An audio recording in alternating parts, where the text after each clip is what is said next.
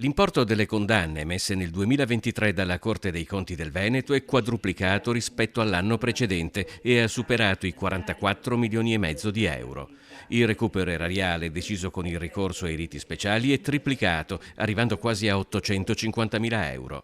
Sono alcuni dei dati resi noti a Venezia nel corso dell'inaugurazione dell'anno giudiziario della Corte dei Conti del Veneto. Quest'anno per esempio abbiamo avuto varie pronunce nei confronti di privati che hanno avuto contributi pubblici e hanno gestito contributi pubblici e se ne sono appropriati sostanzialmente, soprattutto per quanto riguarda attività di efficientamento energetico, contributi che riguardano anche l'agricoltura e quindi l'imprenditoria dei giovani agricoltori. Illecita acquisizione di risorse in materia di contributi energetici, per il quale il Veneto veramente mi ha stupito in senso negativo.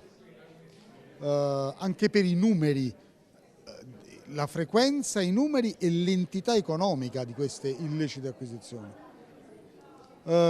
Moltissimi mancati riversamenti di tassa di soggiorno da parte di strutture ricettive, veramente tantissimi, che ci ha lasciati un po' perplessi. Sul fronte Olimpiadi, l'incertezza sull'avvio o meno dei lavori per la nuova pista da bob a Cortina ha prodotto un fascicolo al momento rimasto in sospeso in attesa degli eventi. Venendo alle situazioni di colpa grave, situazioni di mancate svolgimento di attività incompatibili da parte di altissimi professionisti, di professori universitari, medici che sono in regime di intramoenia e che quindi invece poi fanno anche libera professione, violando quello che è il regime di esclusività del rapporto col servizio sanitario, per importi considerevoli.